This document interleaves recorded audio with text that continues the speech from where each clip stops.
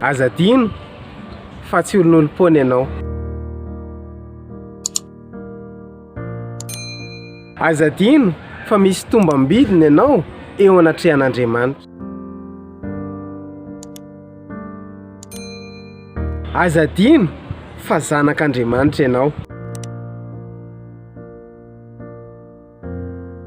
Aza dino fa ny rainao izay nahary ny zavatra rehetra, nahary izao rehetra izao, nahary asa ianao.